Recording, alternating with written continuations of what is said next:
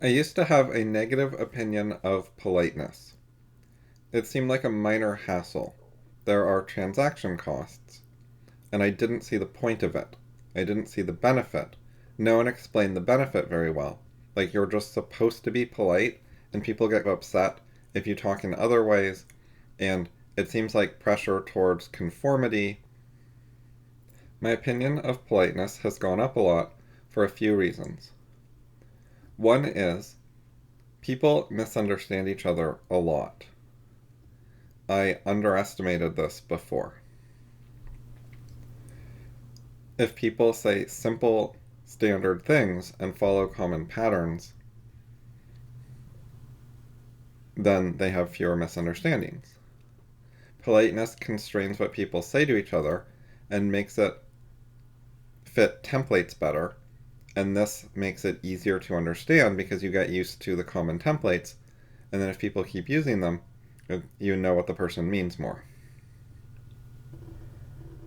Another benefit of politeness is it helps avoid fighting. This is well known in some sense. If you're polite, then you're not going to offend people as much, they're not going to get mad as much, etc. Everyone knows that's one of the benefits of politeness. But what I didn't understand is how touchy people are, how thin-skinned they are, how easily offended they are, and how ready and willing to escalate they are. Not everyone, but a lot of people, way more people than I thought. And it's not just people from certain subcultures, rednecks or something.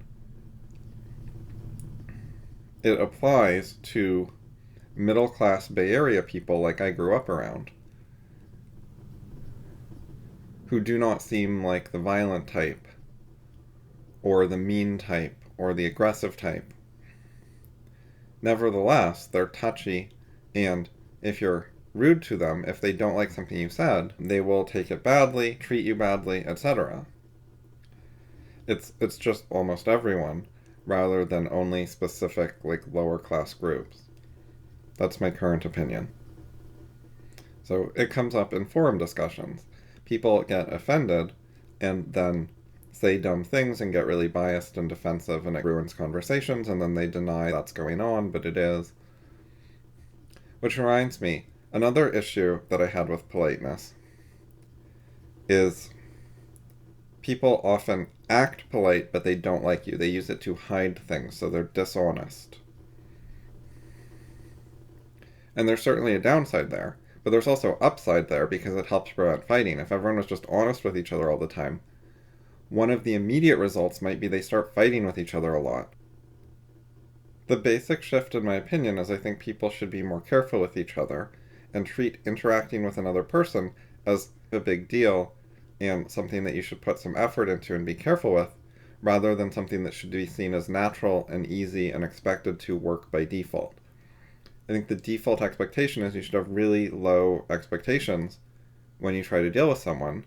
Be careful and cautious about it, in other words, polite. And don't expect much, don't ask for much. Try to limit interaction, limit how much you're trying to get from them. Don't try to coordinate in complex ways. That's hard, expensive, difficult, failure prone. Keep it simple and polite. So similarly, my opinion of small talk has gone up because people are very touchy, and if you talk about politics or religion or many other topics, they get mad and stuff. It can ruin their day pretty easily. They can spend the next day like thinking about it and fuming and stuff. So it is safer to just stick to unimportant topics.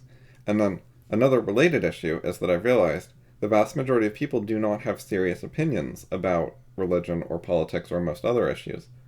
They haven't really thought about it very much. They haven't given it much consideration. So there's no real benefit to trying to have an intellectual conversation about it because they don't know anything and they're not really trying to know anything. And they're not curious to any kind of high, important, useful standard, and they're not going to do anything with it. They don't need to be good at it. It's not part of their life. They're not intellectuals. Even a lot of people who think they're some sort of intellectual as a hobbyist or even a profession really aren't. A lot of these things were counterintuitive to me because they're not what I'm personally like. I'm not touchy in the same way most people are. A lot of people think they aren't, but are. But I think over the thousands of conversations, many of which have written records available, you can see that I'm actually unusual. That's just a minor thing. Like, the point isn't to claim that I'm unusual, the point is to explain why something was unintuitive to me, not harder to see or something. I don't quite understand why people are so touchy and defensive and stuff. I've observed that they are, but I don't quite see the point of it. It seems dumb. Anyway, politeness helps with touchy people, easily offended people, and it helps with misunderstandings. And it helps avoid topics that people are really biased and dumb about. And it treats interacting with someone who you don't know that as more of a big event to be careful with, rather than something that should be simple and easy. People are very different than each other, and often they assume that other people are the same, or at least everyone reasonable is. And I think that's wrong, and that it's important to accept how much variance there is between people. Not in all ways, there are major similarities, but if you don't know someone really well, don't assume what they think or how they'll react to things. And so if politeness takes a little more work, if it's a little bit more wordy, that is not a big deal at all. There's much bigger issues at stake, like whether the person actually understands what you mean and you avoid offending them. So there is another big issue with politeness, which is it seems to clash in some ways with reason and rationality. Some things are hard to say politely. So I've gotten a lot of feedback in the past where I've been called rude or even mean. And one of my main responses to it has been to ask for specifics, like which comment was rude or mean, what was wrong with it, what should I have said instead, and in particular, how could I have said the same content, the same philosophical point, but in a nice way? And no one ever gave good answers to any of those questions. And so what I think I've figured out is that a lot of what people object to and call rude from me is not the specific words I say, it's the content, the ideas themselves. They categorize certain philosophical principles as rude because they get offended. They get offended by the idea that they're not a fully honest person, or that they're ignorant, like Socrates. And so I say messages they don't like, and then they interpret me as rude. They feel offended. I used to speak very casually. I still speak somewhat casually, but not as much as I used to. Anyway, I see people call me rude, and I look at what they say, and I think they're actually quite a bit ruder than me, that I'm more polite than them. It's just that they don't like some of the messages I have to say. So there's a problem there, but I think a lot of that problem is not with politeness. That's just an excuse people use. They're coming up with some sort of thing to blame. Sometimes they're wrong. Sometimes my wording was polite. They're just offended anyways because of the content. And then they call me rude and blame politeness, but that's not what's going on.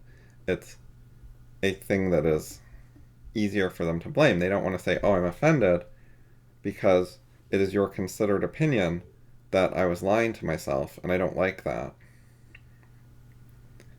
They don't want to acknowledge that. They just say, oh, you're being rude. It's a way to not think about what's going on. Anyway, politeness is not perfect, and it certainly doesn't solve all the problems, but generally being fairly polite mostly works better and is worth a minor amount of effort. I've generally increased my opinion of how much effort you should put in when you try to talk to someone, because it doesn't work unless you put in significant effort. People often think they're having a conversation and understanding each other and they're not really, it's not working, and they don't realize it. And I've gotten a lot better at seeing that when conversations are not working well, when people actually aren't understanding each other, even though a lot of the time they both pretend to understand each other, which is partly a way of being polite and conflict avoiding. They don't ask too many clarifying questions or say they don't understand what the other person is saying, which maybe implies the other person was confusing or something and could be rude. And people make a lot of assumptions and assume other people are like them in lots of ways. Even when it's directly contradicted, they'll do that. But when it's not directly contradicted, they'll do it even more. This is certainly not a perfect tradition, and it's not especially rational. But it is a somewhat semi-functional tradition that is pretty hard to replace with something better. And you have to worry about it less with close friends who you've known for many years. Although even there, I think people often should be more careful and treat their friends better. But certainly with people you don't know that well, like some new guy on an internet forum, you don't know what is okay with them, what they're like, what they think, what they want to understand, and you should speak to them in a fairly conservative, cautious way. And if you put it that way, it makes sense and sounds rational, but then if you say polite, it sounds maybe irrational to some people, like my past self. But polite is a way of being conservative and careful, which is actually appropriate to the situation.